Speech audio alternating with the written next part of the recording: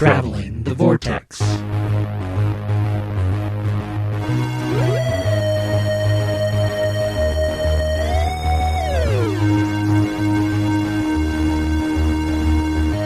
have joined the Doctor as he travels the Vortex, and the moment has been prepared for. It's episode 381. I'm Keith. I'm Sean. I'm Glenn. How are you guys? We couldn't have landed on an even number for this one. No.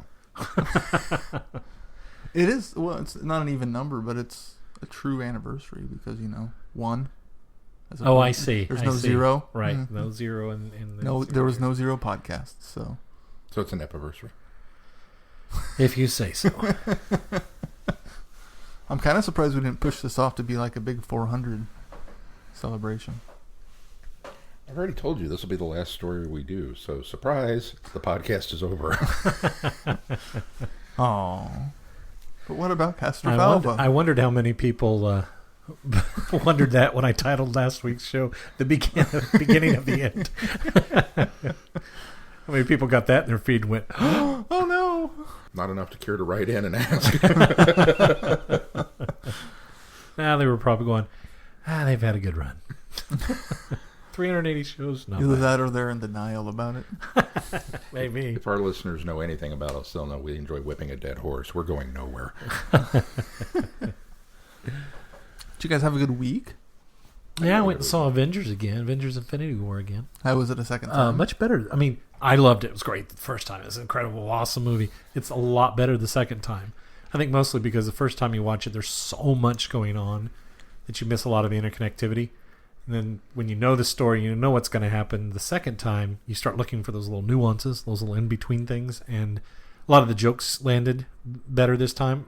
I think with a large audience, the first time going, there was a lot of the jokes that maybe got laughed over, pieces got laughed over. There was there was a baby crying the first night I went, but so I think I missed a few little things, not a lot, but I missed a few things that I picked up on. Did you snap your fingers? I didn't do anything. I went and saw Bad Samaritan. Oh, the David Tennant film. Yeah. How is it? Not a David Tennant film. Well, sure it is. He's in it, right? This was some actor named David Tennant who He only says this because he hasn't seen Jessica Jones. bore zero resemblance to the David Tennant that I know and love. No, he was phenomenal. He was really good. No, I haven't seen Jessica Jones, but I asked Mel, and Mel was like, this was scarier. It starts off and it kind of feels like just a little independent. Okay, it's one of those movies. But then it kind of it hits its stride and it just rolls, and it's intense. It's a really good thriller. Anything else? Yeah, other than that, it was a pretty quiet week. Let's move on to news. Some big news out of Big Finish. They have announced details for Desire of River Song Volume 5. What?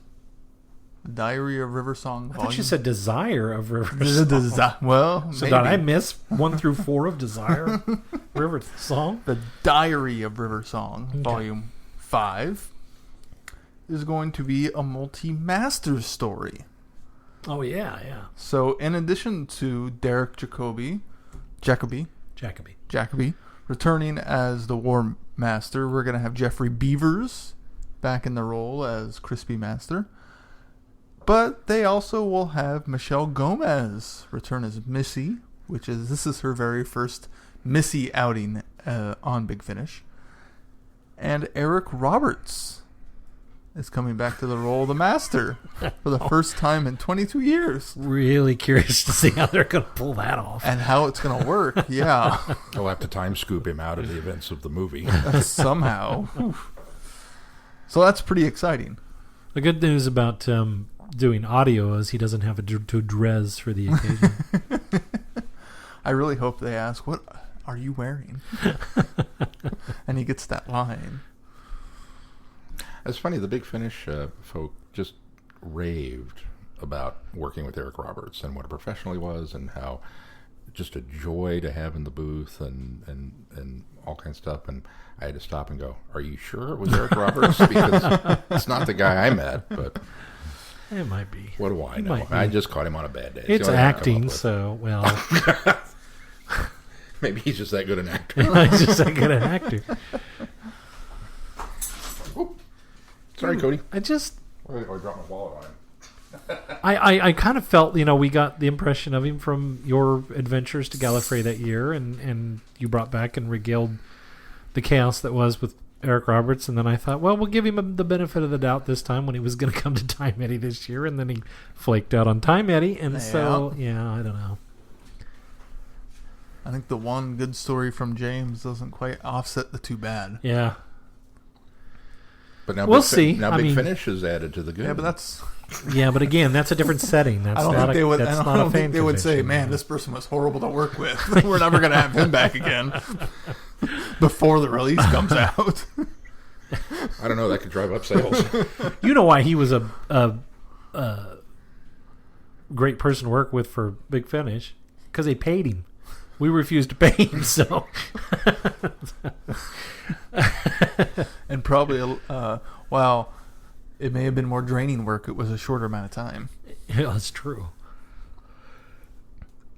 He didn't have to deal with fans in that booth. That's what it boiled down to. So we got to wait till January 2019 for this volume.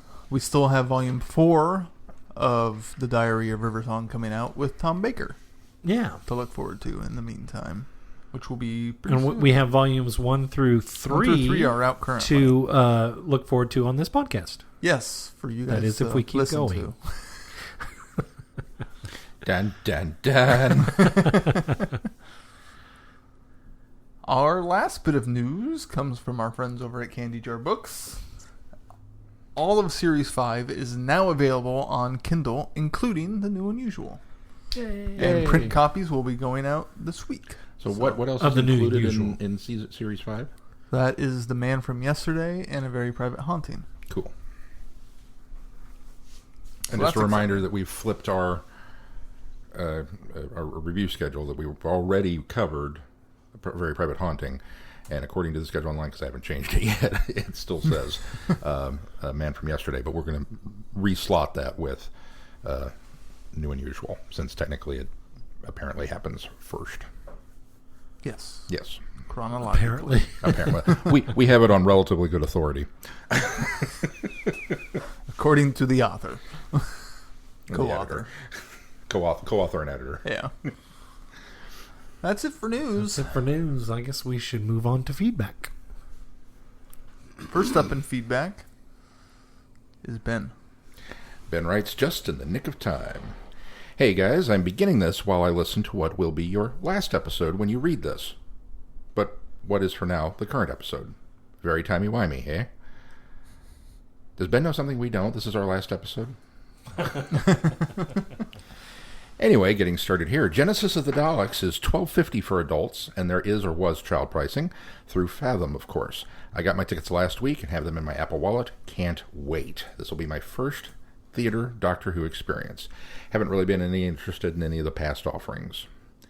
Moving along. Sean, I too miss the ping-pong ball-eyed master. You're not alone. Sticking with Doctor Who, I finished the Aztecs. I know you'll be disappointed to hear this based on your past comments in relation to my feedback previously, but I just didn't connect with the story. The Censorites is up next. Hopefully I'll like that one better. Sticking to media, but moving away from Doctor Who, I finally watched THX 1138. Wow, that was different. I think I'll need to watch it again in order to understand it better. Oh, bother. Hey, it might be like more like Yes, this like than you think. yes, you will. And as Glenn says, no, don't bother. That's not fair. I own THX 1138. I own it too. Wow, do you really? I own it because it's a Oh, that's not a good Lucasfilm. reason to own it. I own it because it's a George Lucas film and I want to appreciate it and like it. But I've watched it twice and I'd be like, I still don't get it. I mean, I get it, but I don't get it. It is. It's important for what it is. There you go. That's a cop-out answer. Oh, it's, Explain the dang film to me after we're done. okay. And then we'll... We'll cover it off topic. I better wrap this up as you guys are getting set to record soon. Take care, everyone. Ben. Thank you, Ben. Thanks, Ben. Thanks, Ben. Let us know if you think it's better the second time. I thought it was better the second time. I didn't think it was worse the second time. Admittedly, the first time I saw it was on TV. I think it was TBS or TNT. Oh, they probably cut it all to heck. Well, too. it was pan and scan as well. Oh. And so it got to the end of the movie. It's a beautiful movie. Oh, yeah. It's a very, beautifully it's very shot pretty. film. But it got to the end of the movie. And I won't divulge what happens, just in case there are people out there. But you know the last scene. Okay. Oh, my gosh. All of the credits are on this side, and they stayed on this part. So none of it was just him for 5 minutes standing there. And then they went to a commercial, and I went, that was weird. And then it came back, and the next program started, and I went, what? So they cut the credits out of it? So then I went and watched it. Why wouldn't have they picked the credit side? Yeah. Why would you... So or done the whole, or cut to it. Squeeze whatever. it down or something. So I went and watched it years later, and then got to the end of the movie, and I was all set to just go ahead and turn it off because and I thought, no, I really want to see what happens. And then the credits started over here on this side of the screen, and I went, "Are you kidding me?" Shame on you, TBS or TNT or whoever that was. Well, so I did like it better, but that may have been part of it. Because at least I now know how it ends. The terror of pan and scan. Oh, man. Wow. All right, up next is Chrissy. She writes, please take your litter home. Dear Vortex boys. All right. Why would you have a trash can there and put a sign above it that says, please take your litter home? Why would you have a trash can there to deposit litter in? And above it, put a sign that said, take your litter home. What's the point of that? Did I miss something? Outside the bleach box, at the very beginning, there's a trash can. Excuse me, a rubbish bin, for those in the UK. It's there. It's like, you know it's a rubbish bin because it's got trash in it, and it's wire so you can see through it and see the trash in it. And above it is a sign that says, please take your litter home. And I'm like, what is that? I totally didn't even realize that. Maybe the sign was for the policeman who was stationed there. Don't put your own litter in there. Because, you're not allowed to use this rubbish bin. Gather up the bag. And take it to his house? Yeah, why not? No, I would read it more. That's just rude. Whoever the trash people are upset because the police people are abusing the can. And there's been phone calls made to the department head, and he had to go, guys, can we please? So then some poor schmuck constable had to write up a sign that said, please take your litter home, meaning don't abuse the can that's sitting here. But it's a public highway, and people are going to pull off, and they're going to look at that sign. They're going, oh, look, honey, we can throw our McDonald's away in the rubbish bin over there. Pull off, hon. So they pull off, and they get over to the side of the road, and a guy's getting ready to put it in there, and he comes back with it and hands it back to his wife. And she says, why didn't you throw it in the rubbish bin? He says, because there was a sign that said, please take your litter home. I got nothing. Chrissy says... Sorry, Chrissy. Dear Vortex boys... I'm so glad she titled it that way, because I thought I'm going to talk about it in the podcast tonight, but I probably would have forgot it. So I'm glad she titled it that way. All right, Logopolis. I'll be honest, I've watched this one at least 3 times now, and I still don't get it. I know it's a bunch of smarty-pants mathematical mumbo-jumbo that results in funky space shenanigans, but that's all I understand. I will say that the stuff with the infinite TARDIS within a TARDIS is pretty interesting, just from the standpoint of stuff happened, now how do we get out of it? This may sound like blasphemy for a science fiction fan, but I've never minded when crazy things happen in sci-fi that don't have a viable scientific explanation. I am perfectly fine with saying, a wizard did it. Long-winded jargon filled with technical explanations bore the ever-loving snot out of me, which is probably why everything that happens in Logopolis in this story, my eyes glaze over and I only perk up when Nissa joins the group, or the TARDIS shrinks, or the Master starts turning Logopolitans. Logopolitans, thank you. I knew they said it at some point. into Barbie dolls. Oh, and Tegan joins Team TARDIS. They really want to hammer home that she's an airline stewardess, don't they? Even to the point that she would rather fly in a plane than ride in a car. Granted, the fact that she's trying to change a flat tire on the highway, or whatever the British equivalent is, could be part of her reasoning at the moment. Is it a motorway over there? Sure. I think it is. Is it a tire over there? It's a tire, but it's T-Y-R-E. See, it's not still spelled weird. T-I-R-E. I do love her Auntie Vanessa, though. You're laughing, but that's how they spell tire. I tire of this argument. Tyre. It's a shame that the Master caught her in the end of the first episode. But at the same time, I don't think Tegan's wanderings in the TARDIS would have been quite so fun to watch if she had her aunt tagging along too. Sorry. You said Auntie Vanessa. I get it now. Her Aunt Vanessa. For some reason, you said that, and my brain went like there was an antimatter. Like there was an evil Vanessa. There was an evil Vanessa, and I really struggled with that for just a moment there. Auntie? Sorry. Auntie? Her auntie? Yeah. Is that better? I tire of this. I'm sorry. I must be tired. Because I love the scenes where Tegan is lost in the TARDIS and she's seen all these rooms and corridors for the first time. Those parts are the epitome of I don't care what sciencey things happened to get her here. She's here and this is great.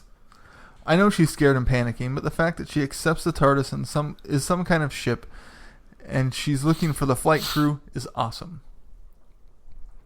I feel like the Watcher was a missed opportunity, or at least that it was lost in the overly complicated story of block transfer computation and Logopolis' weird fascination with sitting around doing math problems in fancy robes while sitting in caves. The idea probably was to have the Watcher hanging around in the background while another story was going on and periodically remind the audience that it's there. But it just added one more thing to pay attention to while trying to follow what the heck is going on. Everything else. Or was going on with everything else. Maybe if it was included in a more straightforward story, it'd have more of an impact. I did like the detail that the Watcher was the one who brought Nyssa from Traken to find the Doctor and her father, which that was a sad moment for Nyssa, and pretty creepy when the Master forces her to attack Adric. I don't know, I think I just wanted more about the Watcher, where he comes from, why he's the Doctor, how this not quite new regeneration shows up right before the fourth Doctor regenerates. It's not exactly a multi-Doctor situation we have here. He's like half a Time Lord or the future spirit of a Time Lord. But the Watcher never comes back in any future regeneration stories. None that I'm aware of, at least. Spoilers, Keith. It felt like a bit of a Time Lord lore that would be ripe for someone to do a whole story about. It could be on TV, in Big Finish, comics, or a novel. Speaking of regeneration, maybe this is because I'm used to regeneration stories being about the Doctor and celebrating his time on the show and starting a new era of Doctor Who, but this felt anticlimactic to me. I know classic Who regenerations were kind of an afterthought compared to the big life-changing extravaganzas of New Who, but even the Doctor's regenerations previous to Tom Baker felt like something momentous was about to happen. This one, it's like they forgot about the regeneration until someone reminded them that this was the story that it was happening in. Oh right, Tom's leaving the show in this one. Well, I guess we can tack on the regeneration scene at the end. Maybe it's just me, but I expected something a bit more. Well, more for the actor who spent 7 years in the role. I know it sounds like I'm dogging on this story, but there was some good stuff in here. Adric got some interesting things to do. The Doctor measuring the TARDIS and comparing it to a real police box and trying to fix the chameleon circuit was charming. Nyssa was a bright light in the story, and I loved the Doctor's reaction to Tegan walking onto the console room and demanding to know what's going on. There were moments in this from Tom where you can tell he's ready to be done and gone from the show. You mentioned a few from last week's episode as well, but the one scene I felt like he was still playing the Doctor and giving it his all. I think the biggest shock to the Doctor in that scene is not that this gobby Australian lady is demanding to know where the crew is. It's that she walked in through the door opposite the TARDIS entrance. As in, she's been on the TARDIS this whole time and no one knew. Though, I have to say, I'm surprised that doesn't happen more often. I feel like there could be a whole anthology of stories where random people wandered into TARDISes on all sorts of planets. I mean, if TARDISes change to blend in with their surroundings, what's to stop ordinary people from walking on board without thinking and then not realizing where they are when they do stop and pay attention? More importantly, which Time Lords are they going to encounter when they're found out? See, there's all kinds of cool ideas in this story. Just none of them have anything to do with the block transfer computations or entropy or the end of the universe. That's all I have to say for this one. I'll see you next week when we get to my Doctor's first story, and where I get to hear Sean say his opinion of Castrovalva has improved. Insert Mr. Burns here saying, excellent, excellent. Talk to you soon.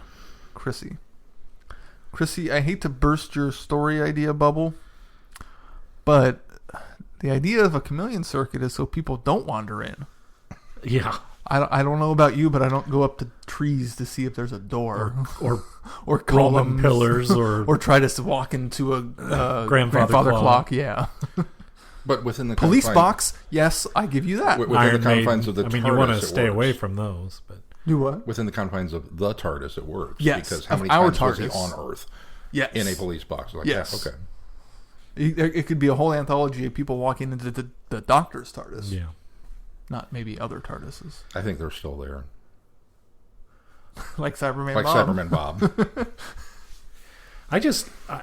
It's a great idea. I'm fascinated by the fact that, number one, the TARDIS has a lock on it that supposedly in the first Doctor's era has a mechanism that makes it very dangerous to try to unlock it if you don't have the proper key. To now, Adric can just artful dodger his way into not only the Doctor's but the merged TARDIS of the Master, which kind of is part of the reason why they're getting that loop going on there. But I mean, you can kind of explain the outside, from the very outside, from the motorway, trying to get in, because, you know, it merged with the police box there, so you can kind of excuse people being able to get in that way. Exactly. Maybe it was But the plasma. But Adric never picks that lock. No. It's the ones inside the TARDIS. Yeah. Maybe the Master has a defective plasmic outer shell, and that's why that lock was so easy to pick. Maybe. I'll accept it. Let's move on to our review. Logopolis. The Doctor and Adric head to Earth to fix the TARDIS's chameleon circuit, hoping to restore the time machine's ability to blend in to its surroundings. Once there, they face danger involving a newly regenerated master and a feisty young air hostess named Tegan Jovanka. How can the people of the distant... Sorry. False pause there. Hold off, Sean. Hold off. Thought I missed my cue. A moth dive-bombed our table. How can the people of the distant and mysterious planet Logopolis help? And just who is the strange ghostly figure watching the Doctor's every move? Bum, bum, bum. You want to start, Sean? No, I want you to start. Me? Yeah. You should start. You should start. As confusing as part of it is, I rather enjoyed it. I think it helps that there's a lot going on throughout most of it.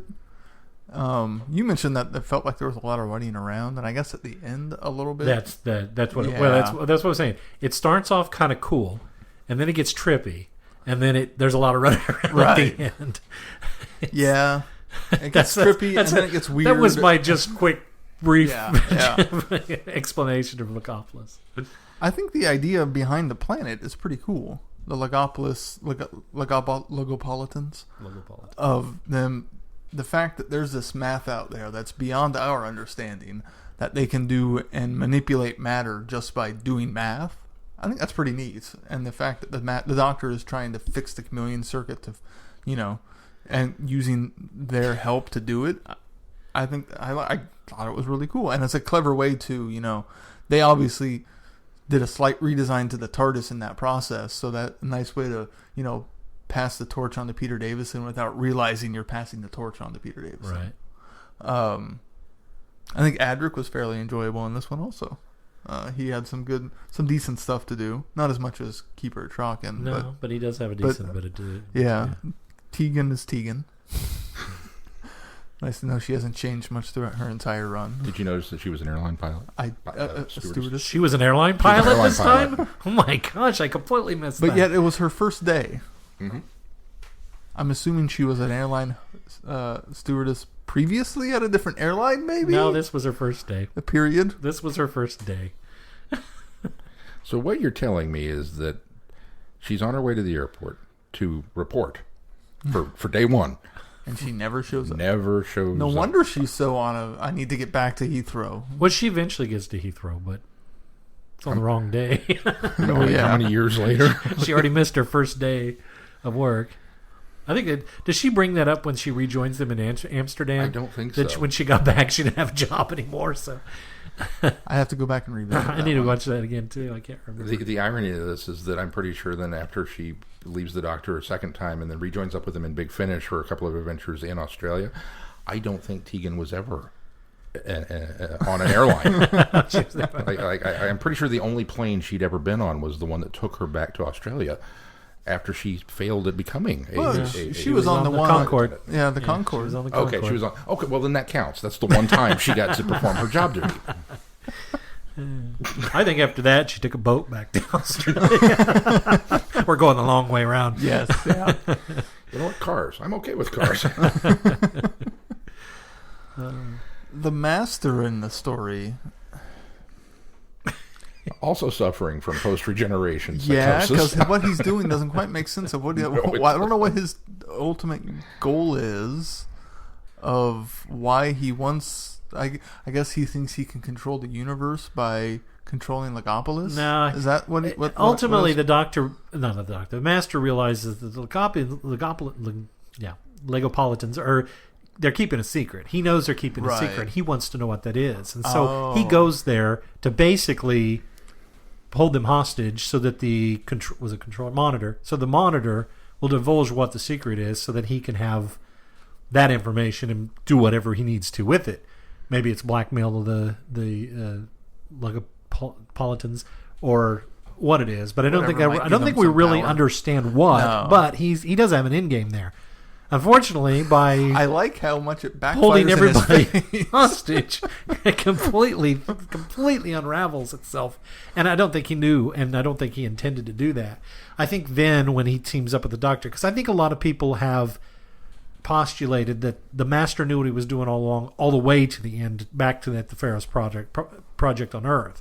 I think that a lot of people speculated that he set up all the events in this so that it would come down to the fact that he would be able to point the telescope, tell the universe that he was basically in control.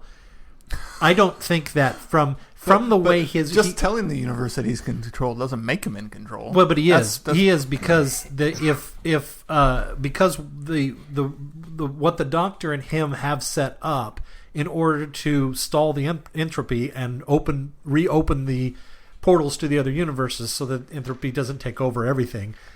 He basically when the beam is set up, it's good to go. He has control over it one way or the other. He can either let him go but ultimately what the Doctor does then is he crawls out on the telescope. He cuts the communication with the rest of us. So they fix the problem, but the Master doesn't have any control over it once he yanks the plug. Okay. So, but again, people say that he is. A lot of people kind of postulate that he just knew all along he was doing it. I don't, because the way that he reacts after he shuts off the beam, I mean, he would have to be a really, really good actor in order to. I mean, as the Master, not Anthony Ainsley, right? But he's really kind of taken aback, and he's quite surprised that what is unleashed and doesn't. By the and he tries then he tries to escape on his own, even after he's made. Was that after he made the deal with the Doctor? Yeah, after he had made the deal with the Doctor, he tries to escape, tries to lose him anyway. He seems so genuinely surprised by all the entropy coming. He definitely would have had the rock nut fallen on him, so he didn't plan for that. Right.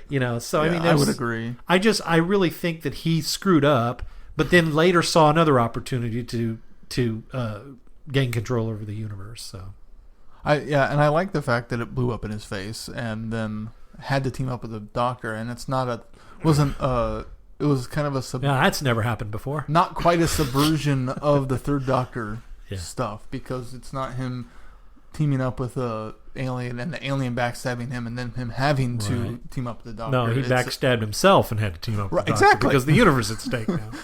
Because he didn't think his way through it, and it blew up in his face. You got your sums wrong. Yeah. And then, Tom's... So, there's been a lot of joking of, wow, he fell from from a radio tower and it caused him to regenerate. That's a pretty tall tower. Well, there's the one shot where he looks down, and it's a death fall. I mean, you look at that distance where he's crawling across that gantry. When he looks down, they even give you that shot of him looking down and seeing the ground. It's not like he was 10 feet up in the air. He was at least 40 feet up. Now, if not higher. A lot of people complain that, again, he doesn't look like he crawls up a lot of stairs to get up there. That ladder that goes up, the side of it. Editing. That's just it. It's just edited for time. And we didn't see the... I mean, can you imagine how many people would have been complaining if we watched him crawl up the entire 40 stories? I mean, it would have been... I think some of people would have been upset. Cut away from this, please. I think some of the complaints... Cut back to the fake brick wall with the Team TARDIS looking up in awe of what's going on. I mean... I could assume that some of the complaints are people who haven't seen some of these sort of towers in person.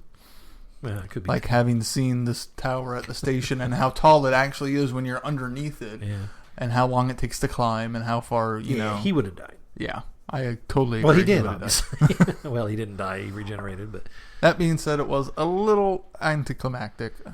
I don't know. I guess I expected maybe more of a struggle or more of, dangling in peril instead of just... He did dangle. He was hanging on that... he was hanging on that rope, and then when he finally appears that he's going to be okay and get a grip on the beam, then he slips on the beam. I guess I just felt like it could have been more dramatic than it was.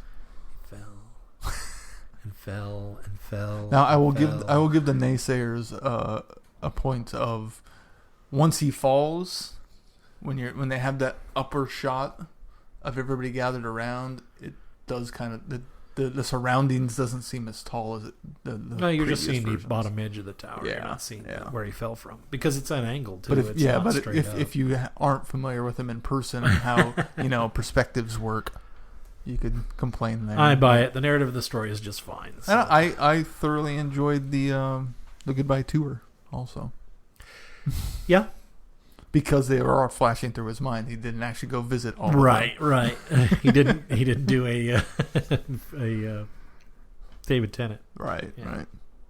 Overall, it was fairly enjoyable. Would you excuse me for a minute? And he gets up and limps to the TARDIS and goes and sees Sarah Jane and goes and sees Leela and then comes back and lays back down and says, "Okay, now I'm ready."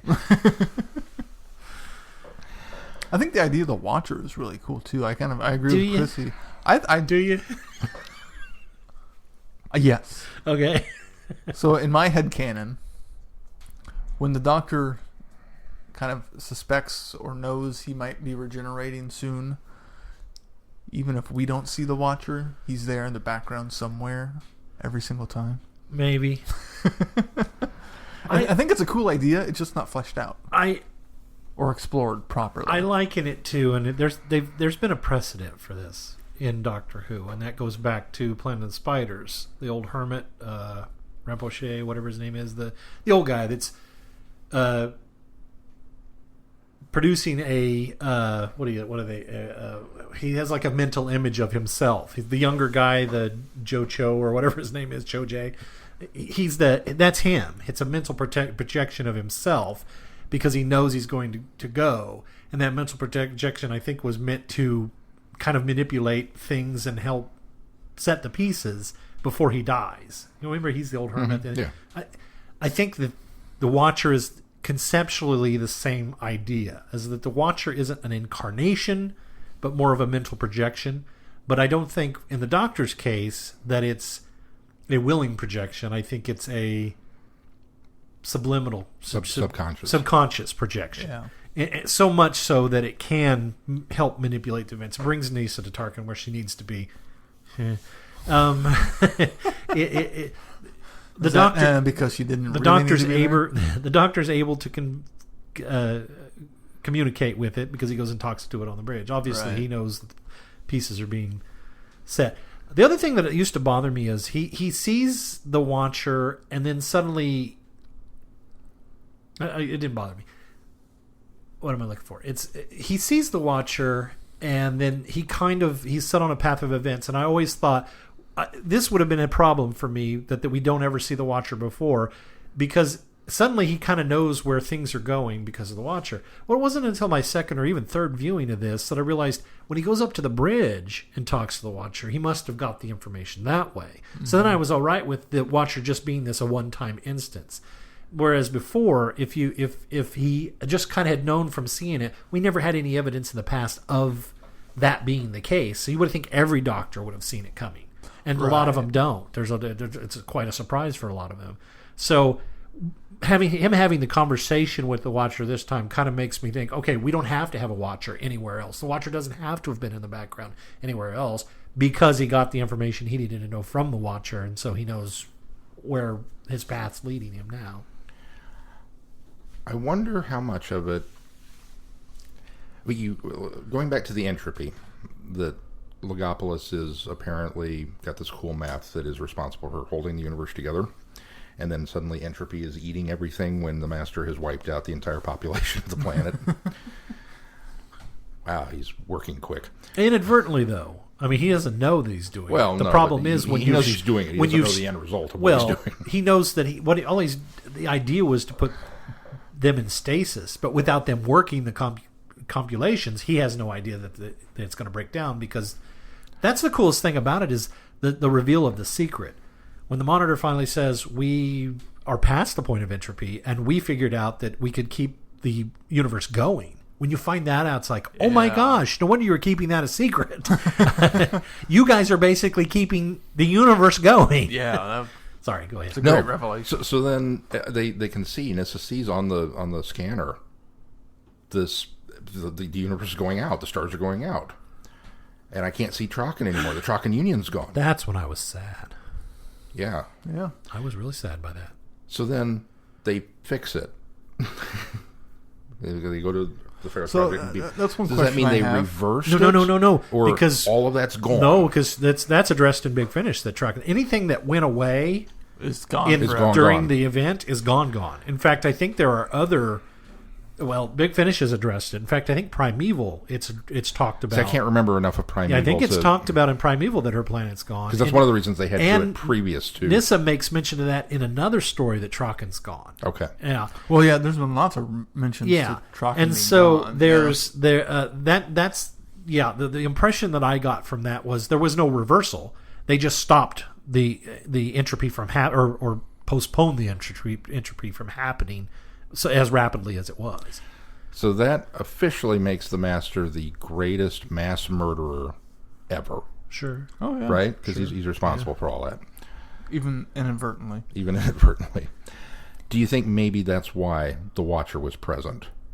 Because of all of... Maybe because entropy was threatening to come crashing in. That Well, lent some extra weight to why this regeneration, you're going to need some help. I think that's probably because they very much talk about it's almost like the Watcher is a manifestation of time itself, and yes, it is the Doctor's vehicle or persona because it can fly the TARDIS. It knows what's getting ready to happen. It's probably time itself creating that as a projection from the Fourth Doctor in order to maybe prevent or at least I'm reaching. No, I like that. That's a great theory. I love that. In fact, anything that can wrap my head canon around why the Watcher exists, because the first time I saw Logopolis, I've always liked Logopolis. I've always liked this story. I thought it was a clever story. I didn't understand it the first time I saw it. I definitely didn't understand it the first time I saw it because I was young. But the first time I saw it more recently in my adulthood, I couldn't connect it all. It just wasn't there. And this, unlike Keeper Traken, I enjoy more each time I see it. Even though we lose the Fourth Doctor at the end of it. I already reconciled myself with that years ago, though. But every time that I watch Logopolis, I enjoy it a little bit more because it's a little more coherent to me. I come up with things like you're doing now to kind of make a fix for the things that I have always had problems with Logopolis, because it's not a perfect story. In fact, it's a bit chaotic at times. But I enjoy it every time more. And the other thing that let me just sidestep a little bit. It occurred to me watching this story this week, why last week I had said that I felt like every time I see Trocken, I get a little more disinterested in it. It's because I don't enjoy the Doctor in it. Mm-hmm. The Doctor is I'm not enjoying Tom. Back to that sleepwalking I am through his way through it. And while he's very kind of brooding in this one, he's at least interesting again.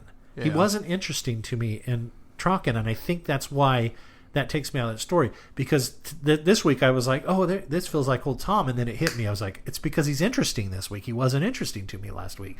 So that's why I finally put my finger on why each time I watch Trocken I get, because there's still a lot of great elements of Trocken that I like, but Logopolis has a lot of elements I like, and Tom's interesting to me. Again, even though he's being stoic and a bit brooding, he's still But you can Tom. excuse the stoic and brooding because, especially after he talks to the Watcher, because you assume that he's been informed of what's to come. I don't think he knows how it's going to happen. I think he knows that it's going to happen. Yes. Yeah. So that's going to make anybody brooding, and you know. What did the Watcher tell you? He asked if I had read Sherlock Holmes. Reinrich. Ryan Buckfall. Yeah, that one. Yeah. Anyway, so this is my second viewing ever. Was this week. I saw it as a kid, devastated, kind of like Glenn, didn't understand it. Thought it was kind of cool in parts, didn't understand it, and then what the hell. And any time that it was on in repeats, I actively avoided it. Like if I happened to flip on Doctor Who and it was Logopolis, I turned it off. Because I just was like, nope, I don't like that story. I just made up my mind. I didn't like the story. So I sat down, and I bought it. I've never watched it. So I sat down and watched it this week. And as it kind of came flooding back to me, all of the stuff at the beginning I love. I really enjoy the TARDIS within a TARDIS and the taking of it. I did too. And I'd made the comment when we got to, I don't know if it was Space and Time or one of the other ones, where in a new series episode where the TARDIS showed up inside the TARDIS. And I remember saying, that's such a wrong thing to see, is the police box inside the control room. And you had mentioned, oh no, that happened before. Twice. And I had blocked it out because it was just, and even then when we got to the third Doctor story, I was like, oh yeah, this is the one he's talking about. Blocked this one out until I saw it. And I went, oh yeah, this is, okay. I remember liking this. And I did. I really enjoyed all that. And I enjoyed the loop. And, you know, to Chrissy's point with the scientific explanation, he did give one. It was a gravity bubble. I have no idea how that might make it to happen, but okay, that's the excuse. Okay. I liked how each time they went through the doors, it got darker. Yeah. Yeah. And then suddenly you go through the last door and you're outside on the wrong side of the box. I don't know how that works either. But yeah, okay. A gravity bubble. It's a gravity bubble. The bubble popped. That's what you had to do. You had to keep going to get into the thing. Right. So yeah, I thought all that was cool. I think the idea of Logopolis and the block computation, that there's math that can physically bring matter into existence. Or alter matter. That's kind of cool. I don't understand it, but yeah. It's high science, but it's cool. Yeah, that's really kind of cool. Why it's Logopolis? The truest of science fiction, because obviously, you know, that sort of math that they are doing, just by doing the math, is causing the changes to happen, and we're not there at all. Why Logopolis looks like bedrock?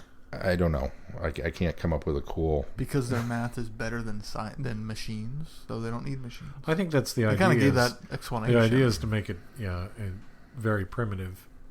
That was the other thing. And if it was for the entropy, they wouldn't even have the Pharos Project stuff. The thing that always I never could connect was why do they have an exact copy of the Pharos Project on Logopolis? And it wasn't until maybe even last time, but it really cements this time that it's because of the computations that are needed in order to record the data, not process the data. Right. And I thought, okay, that seems to make sense. They're wanting to keep a record of what's going on here, because they're at the point where they're having to work so hard to continue to use equations in order to keep the entropy from happening, that they need a way to record it and look back at it for any sort of data retrieval, or the computer can't work the science, can't work the math, but it can at least record the math, and it can, if they need it, and that's what it's no different than keeping a log book. Exactly, it's like a log book for them, and so that kind of made a lot more sense to me this time. And were they using the tower, the transmitter, to beam those calculations out into the universe and fight back the entropy? They might have been doing that. Give us an explanation. They don't explain the tower, but you could assume, maybe, other than it's a foreshadowing for the end, which I think is ideally what Christopher Bidme did. Well, because if you're going to recreate the Pharaoh's project, you're going to... Well, that's just it. They recreated it right down to the minute, because they're not using it to communicate with anybody. No. But now that we mentioned that, I did think they mentioned something about using it to transmit something. Yeah, they might have, and that might have been what it is that they do the computations, but then they send it out to where it needs to be. Actually, they probably point the computer into those voids that because they said they had to create voids in order to draw energy from other universes, and so that's probably what they're doing, is they're using that tower to create the voids, and then once that void's created, they move it. So that makes sense. See, again, the more you watch this and you talk about it, the more you can explain. That simply isn't really explained that well in the story itself, because there's so much going on in this story. Yeah. But you might be right, Keith. They might have mentioned that they were doing that, but I'm trying to look it up on TARDIS Wiki. So is the Pharaoh's project a real thing? Or was this just a cool made-up that we're going to go, we got permission to shoot at a radio tower, we're going to call it this? To me, since I was a kid, this was the Pharaoh's project was a part in a story about I'm just curious. So I don't know. Because this must be one hell of a telescope. This has got a hell of a transmitter on it. If the Logopolins went, yeah, that'll work. And then we used it from Earth for the same... Okay, yeah, that works. Okay. So yeah, it bogs down a little bit for me in the third episode, where we're really focusing on the math, because it's, you can call it blunt computation, whatever you want. It's math. I'm suddenly, like Chrissy, I'm losing interest. So it's like, okay, oh, you're doing cool work. All right. Oh, you're doing really important cool work. Okay. I don't need the math. I don't need the science behind that. But all right. And then the master goes and screws it all up and kills everybody. I mean, everybody on every street was a Barbie doll. And it was just like, dude, how many cogs can you pull out of a clock before it stops running? I mean, there's a finite amount of, this isn't going to do anything anymore. And you have to be aware of that. You're a scientist on some level. And I know you're crazy, and I know you just stole a body, and on some level you don't care. But you got to be aware that you can't just keep pulling pieces out of this thing and expect anything to come from it, other than, now you will tell me what the grand secret is. Why bother? Everybody's dead. Well, not everybody was dead, just enough pieces so he could take control. He knocked out like 5 neighborhoods. Yeah, but he had to, in order to create the chaos in the formulation that the Doctor was using on his TARDIS. I mean, that's ultimately what he did. He lured the Doctor there so that he could cause basically a diversion while he got the machine that he needed in order to put the entire planet on stasis. That's what he did. That was the idea. It wasn't him going around randomly killing people. He was putting enough... Basically, he was corrupting enough data in the chain in order for the calculations to be so far off that it would take them a while to figure out where they went wrong. But at what point does your computer suffer a cascade failure from the corrupted sectors that you can't recover from it? You're thinking of once they went into stasis and then the entropy started. Yeah, because that's what screwed it up. Well, you guys keep using the word stasis. He used the molecular decompression. These guys are dead. No. Stop. He shrunk people to Barbie dolls. Probably maybe 10 people total. If that. He shrunk people. There was whole blocks that were empty. they made it look that way. No. That was after the stasis happened. After the stasis happened, they weren't Barbie dolls. They were all decayed bodies. That was all the dead bodies everywhere. No, they were Barbie dolls. No. There was only about a dozen Barbie dolls total. Yeah, because again, that's when Adric and the Monitor were running through the streets, going, "What's going on?" There was 3 blocks worth of baby dolls. I swear. Okay. Well, anyway, even if there's 3 blocks, let's say there was 24 total. I mean, 3 blocks. A block was only what, maybe 12 little cubby holes. If there were 12 in 3 blocks, that's 36 stalls. But that doesn't matter because you presume that Logopolis is a large community. There's the entire of 3 blocks. There's probably 7,000 blocks. So those are your blocks of data. So in reality, 3 blocks, let's say, is 32 people or 32 Logopolitans. So he's basically. I'm very proud of you for being able to say this. But he's basically corrupted enough of a packet of one big digital program or sector in order to cause enough chaos that he can go in there and then put everything in state. Basically, unleash his virus to shut everything down briefly while he addresses the monitor. And basically, he's ransomware. He has put ransomware on the planet, is what he's done. He's corrupted a little bit of data in order to get through the firewall. Once he gets through the firewall, he unleashes the ransomware. He tells the monitor that, unless you give me the secret, that's the money, send me Bitcoin, and I will release your computer, your giant computer, and everything will be good. And the secret is the Bitcoin. So he says he's going to get the secret from it. Unfortunately, what he didn't realize is that he just melted down the computer. But what he did in turn, besides melting the computer completely down, this is the computer that's running the entire internet. So now the internet has completely collapsed and we are back to the Stone Age. Okay, fixed it. I had to wait for technology to catch up with the story. That's how far ahead of its time it was. I can't believe I just did that. I'm done. We're laughing, but Good story. That really makes it way better. I understand it a lot more now. Okay, fixed. So that middle part's way better than I thought. And and then we get to the end, and we go to the Ferris Project. Running around. And the running around.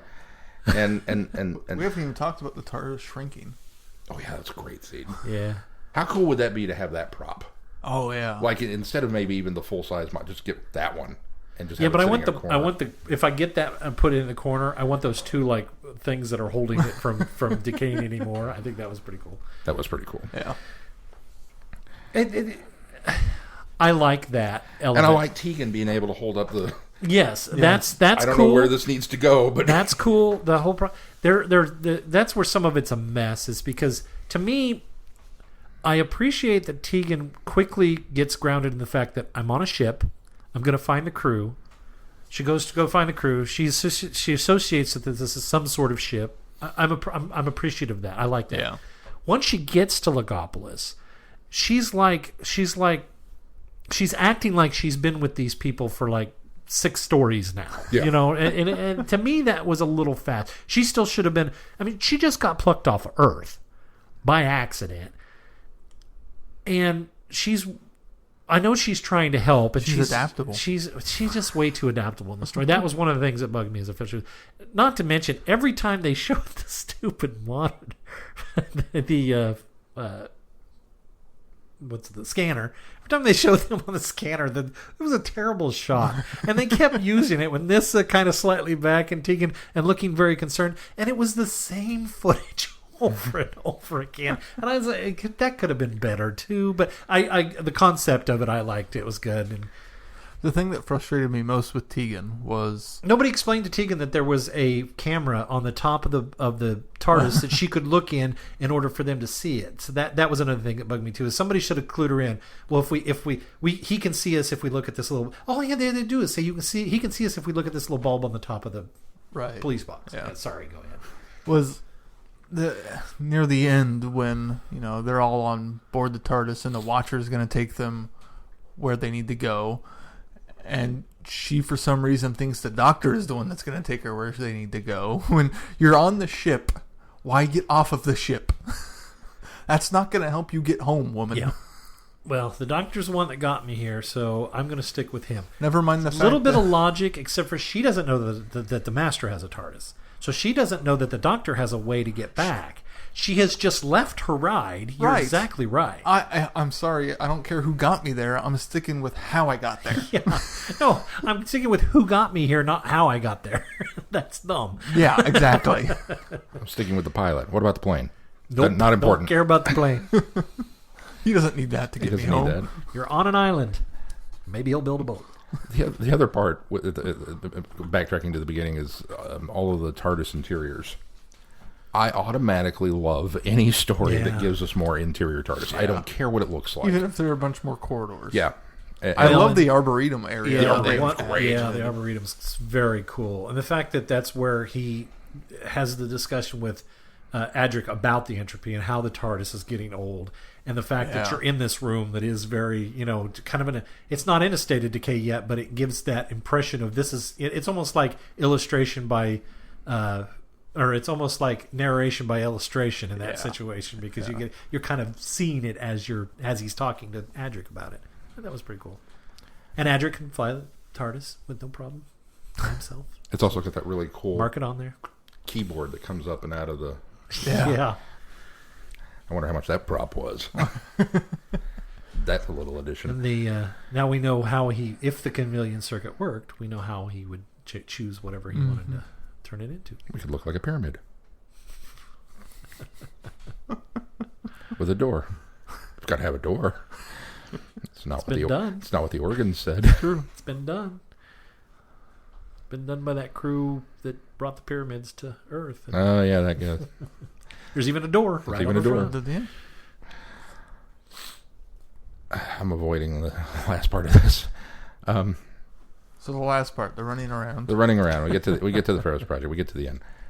Much running around, and very cool in a way because it's reminiscent of the Third Doctor one, where they go to the radio tower. One of the first Master stories, and they're up in the little control booth. It's the first Master story. Yeah, it's the first one. Terror of the Autons. Yeah. And he's up there, and he finds the guy in the lunchbox or whatever, and it's been shrunk down. But it was very reminiscent of that in many ways. And then here they are working together again. And then he gets betrayed again. Yes, I decided to use my TARDIS after all. Okay. Well, I love how the Master keeps trying to kill people, and the Doctor keeps grabbing his hand. The chemistry between the two of them was pretty great. Yeah, that's good. And then he falls off the tower.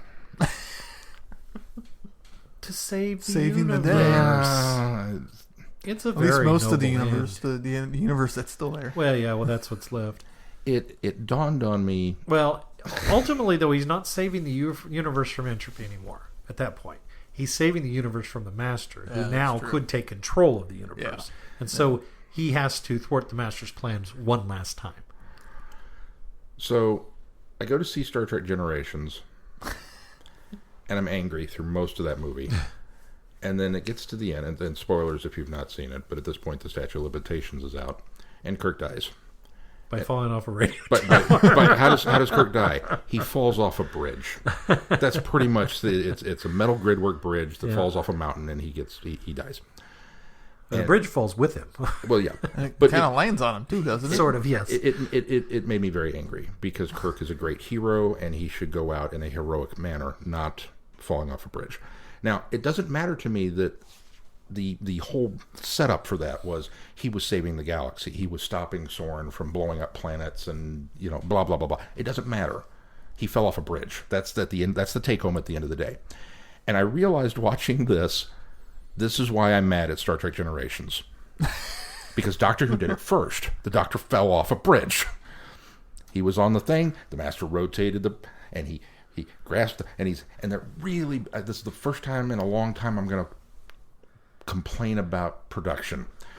This gargantuan wide master shot of the antenna, and what I can only presume was supposed to be the Doctor hanging on a cable that was way over here in the distance. That was so, they were really trying for the scale, but was so, I wasn't even sure what it was. And this time I realized, that's what that's supposed to be. It's supposed to be the Doctor. Okay. So then he lets go of this and hangs on and then he falls. I don't like it. I don't like it because it's my Doctor. I don't like it because it's clumsy. It's heavy-handed. So now do you have problems with falling deaths in anything? No. Because if they're done right, you can... If he and the Master were locked in mortal combat, grappling with each other on the top of the tower after the controls had been set to go wonky, and the Master pushed him off the tower, okay. Well, the Master rotated it. But Yeah, the master rotated it. Yeah, he rotated. Yeah, it I know that. slowly So that he couldn't get to it. And then he got still out there did. and went ahead and did it. But because he had to. He knew he had to pull that plug. He also managed to trip the master with the scarf. One last time for that joke to come back. And then untie it from the two ends and wear it as he fell. On. Okay, and my whatever. thought was, if you're going to untie it and put it back on, why when the master tripped, why didn't you just launch back over him and turn the bridge control off? Right. Or I say bridge control. The whole dish is turning is what's happening there, not just the or gantry. untie one half of it, and then that's what he's hanging on is the scarf, and the knot gives way. I'm more okay with that because that's symbolic. That's a crappy death, but okay, Now he's just hanging on this cable, and then he moves over to the bridge, and then he falls. It's a noble death. I don't. I see do. It that way. Saving the universe. The one thing that bothers me is, and it's retroactive now, is that it's not even retroactive, but it's forward. Is the Doctor? I am a firm believer that was a 40-story drop, and you could die from that drop. I'm a firm believer. Sure, in I'll that. buy that. However, the 10th Doctor fell from a much higher, much higher area into the center of a marble floor From a moving object that was rocketing down toward the planet's and surface. didn't die. That again, really not one of my favorite stories. So, I guess maybe I'm projecting Could be. onto it because I don't like It's the insult story. to injury. Yeah, exactly. So, anyway, Had a little glass enclosure like a greenhouse at the bottom. Fell through that. Yeah. Let's not talk about end of time. anyway, so See, I liked this story a lot, except for the end. Watching him fall, I went through the whole range of I'm angry, all over again. It just dredged it all back up. I was angry, and then I was sad, and then Peter sat up, and I was a little more okay with it this time. Not much, but a little. He sure did sit up abruptly. Yep. Boing. Woo. well, he regenerated. He's got the new cells. Yeah, He's got the apparently. energy. You just wait till next week. Apparently, he's not going to have the energy. So yeah, I Logopolis. It like you said, the more I watch it, the more I enjoyed it. It's only 2, but I enjoyed it significantly more. This is And now that I've had it explained to me, Now you need to watch it a third time. yeah, This is my 6th viewing, I think, of it. Yeah, do you so think 6-2-1. You think I'd be a glutton watching it so many times, knowing that the Doctor dies? But again, it's sad for me that that's my Doctor's last story. To me, it's a noble death. There's a reason why he doesn't. He goes out saving the universe, but it's all of the little nuances leading up to that every time I watch it, it gets better because I catch more little things. I'm able to rationalize it in my head. It's still a mess every time I watch it. Sometimes it feels very disconnected, and I have to connect the pieces. I have to force myself to connect the pieces a little harder each time, but I do, and I think that's why I enjoy it on every new watch. I wonder. Sometimes you want something to challenge your mind and make it connect pieces together. So Well, and I didn't know this. even if I have to force the square peg into the round hole. Certainly as a kid, I didn't know this, but doing a lot of research for the podcast, come across, I don't remember which wiki it's on, either TARDIS wiki or this one, where they talk about there's a loose thread that runs through all this season dealing with entropy, and that we get the stuff with state of decay and e-space and all that kind of stuff, and it kind of builds up to entropy's here, and it's eating everything.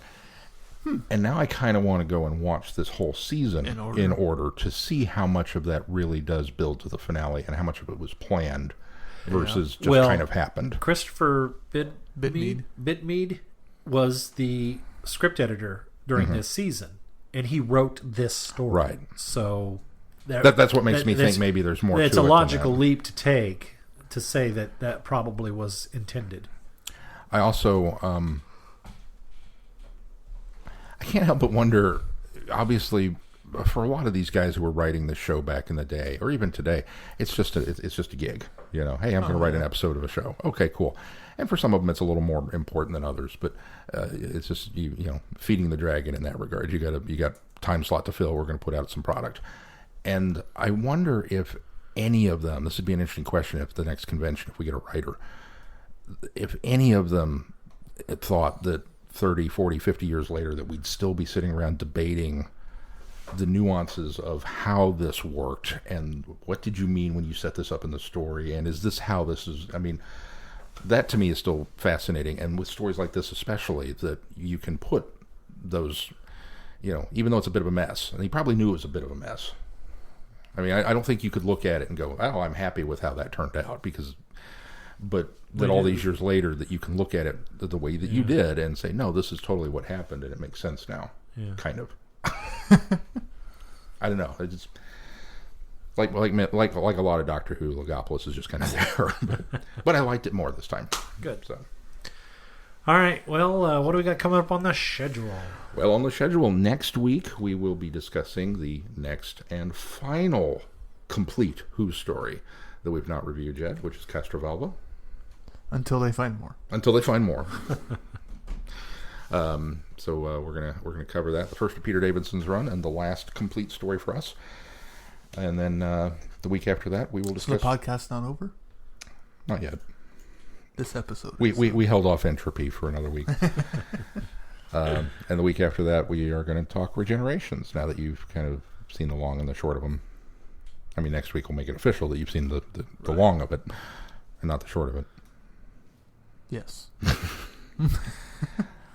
And then the following week is the book, isn't it? I believe so. Which is The New Unusual. The New Unusual will be slated for that week. So if you haven't started yet, you have plenty of time still to get on that. I've got to hurry up and get through Thrawn so I can start mine. I need to finish Armada, so. Very good. Anything else we need to do before we close out this time? All right. If that's going to do it, until next week, I'm Glenn. I'm Sean. I'm Keith. Cheers. Good night, everybody. Be seeing you. Thanks for listening. You have been listening to Traveling the Vortex. Doctor Who and all of its associated programs are owned and trademarked by the BBC. No infringement is intended or implied.